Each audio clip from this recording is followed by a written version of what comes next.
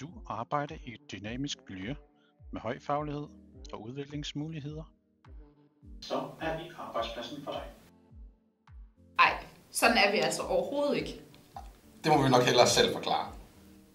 I E-distriktet får vi lov til at arbejde med de førende velfærdsteknologier. Som sygeplejerske i E-distriktet, der er det os, der kører ud og laver en sygeplejefaglig vurdering af, hvilken teknologi, der passer bedst til borgeren. I E-distriktet arbejder vi med helhedsorienteret pleje. Derfor foregår 90% af tiden ude hos borgerne med sygeplejefaglige opgaver.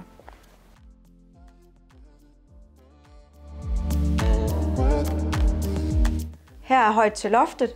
Kort vej til beslutninger.